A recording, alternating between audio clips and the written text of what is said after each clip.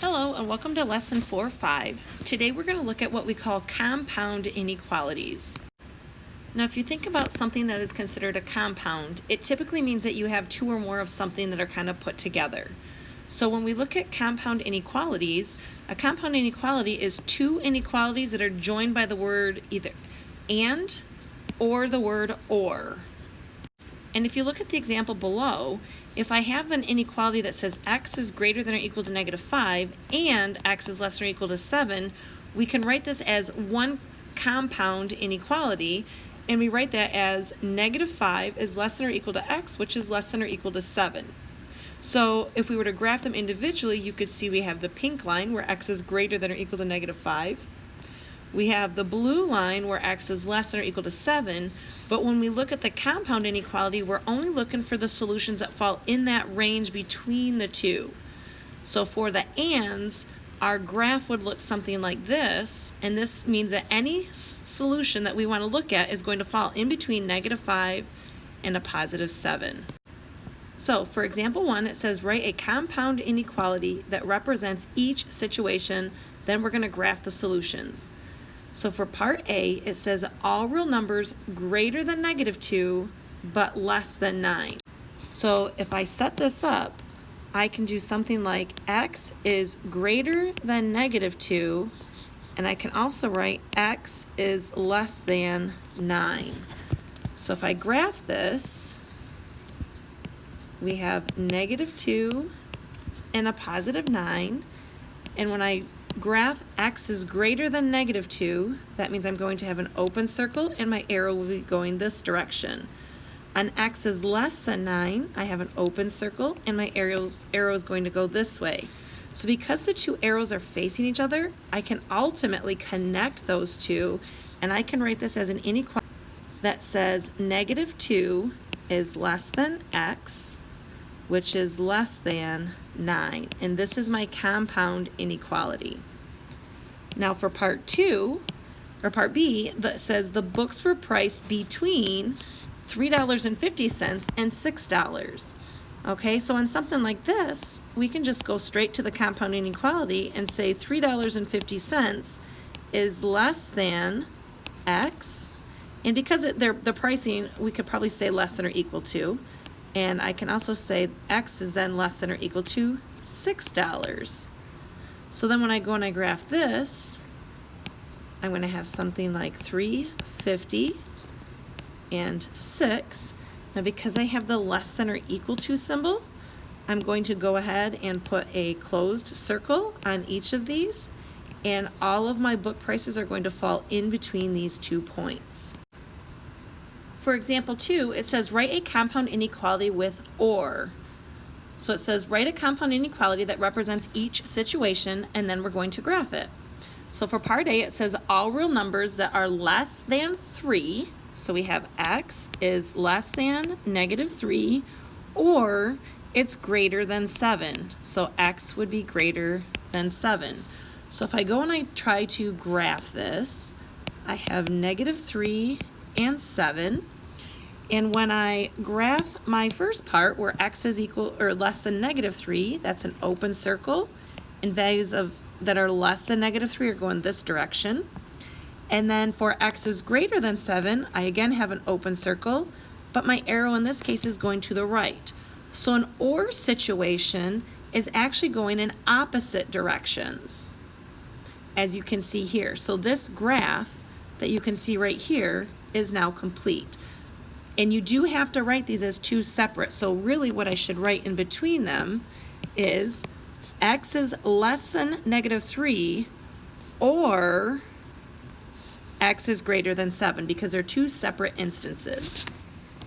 So for part B, it says discounted fares are available to children 12 and under or to adults at least 60 years of age. So discounted fares are available to children 12 and under, so I'm going to show that as x has to be less than or equal to 12.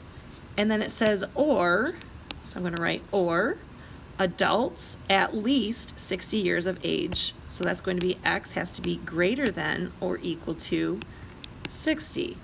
So again, if I graph this, I'm going to have 12 and 60. And when I go ahead, both of these are going to have closed circles. And x is less than or equal to 12 means I'm going to the left. And x is greater than or equal to 60 means we are going to the right. When we're looking at solving compound inequalities, when we have to find or figure out or at least know what a solution to a compound means. So a solution to a compound inequality means that it will make both inequalities true. If only one of them is true or neither of them is true, then you do not have an actual solution to that compound inequality. When we're dealing with the and inequalities, you have to work what we call all three parts, okay? You're gonna have the left side, the middle, and the right side, okay, at the same time until we isolate our variables. And then for the or inequalities, we're just gonna solve each inequality separately. So let's take a look at a few examples. So for example 3, it says solving and inequalities. So I have to solve -4 is less than r minus 5, which is less than or equal to -1. So in this case, when you solve, that means we need to get our variable by itself. So to do that, I need to get rid of this -5 here in the middle. So notice we have r minus 5. So to get rid of that, I'm going to add 5. Now I added 5 in the middle. I'm going to add 5 on the right, and then I'm going to add 5 on the left. So I end up with 5 plus a -4 is 1, is going to be less than, these are going to cancel, and that will leave me with just r in the middle. And then I have that's less than or equal to -1 plus 5, which is a +4. So now I have my compound inequality, and I'm going to graph it, and I'm looking at stuff in between 1 and 4. And I need a open circle on the number 1. And when we say that 1 is less than r, that means my arrow would be going in this direction. And for the number 4, I need a closed circle because it says r is less than or equal to 4. And my arrow in this case would be going to the left. So notice I can just go ahead and connect these two right here. For the next part, it says to solve 5 is greater than 5 minus f, which is greater than 2.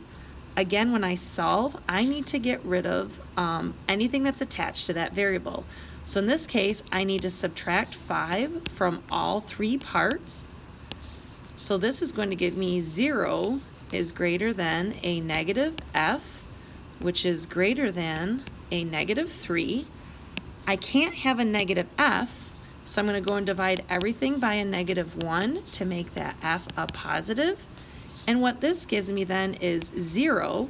Now keep in mind, when I divide by a negative, I have to reverse my inequality. So now I have 0 is less than f, which is also less than a +3 now. And if you notice, before I had 0 is greater than -f, and 0 is greater than -3. Okay, if I reverse this, now I have 0 is less than f, which is less than 3, and that's all because I divided by that negative. So now if I go ahead and I graph this, we have 0 and we have 3.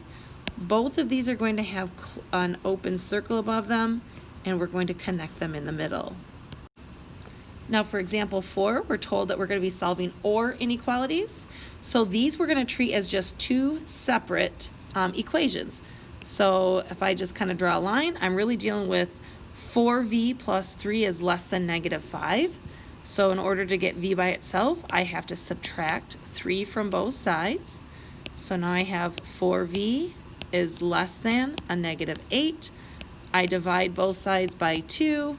And I am then left with, I divide both sides by 4, and I'm left with v is less than a -2. And then I'm going to deal with the other inequality, and I want to go ahead and subtract 7 from both sides, which leaves me with -2v is less than a -6. I divide both sides by a -2, and this then, when I divide by a negative, don't forget, that means I have to change the direction of my inequality, and I have v is greater than 3. So when I graph this, I have a -2, a +3, and I'm going to have open circles above each of these. And where v is less than -2, that means my graph is going this direction, and when v is greater than 3, it's going in this direction. Likewise, for part B, I'm going to solve 3x plus 2 is less than -7, and I'm going to start out by subtracting 2 from both sides, which gives me 3x is less than a -9. Divide both sides by 3, and I'm left with x is less than a -3. Then what I'm going to do is I'm going to come look at this other one because I'm in an OR situation, and I have -4x is less than 1. Divide both sides by a -4, and I have x. I'm going to reverse my inequality because I divided by a negative, and I have x is greater than a -1/4. So now when I go to graph this, I have a -3 and a -1/4. And I'm going to have open circles above each of these. When x is less than -3, my arrow goes to the left, and when x is greater than a -1/4, we go to the right. Now this is going to conclude the example or the lesson 4.5 video. Please let me know if you have any questions. Otherwise, I hope you guys have a great day.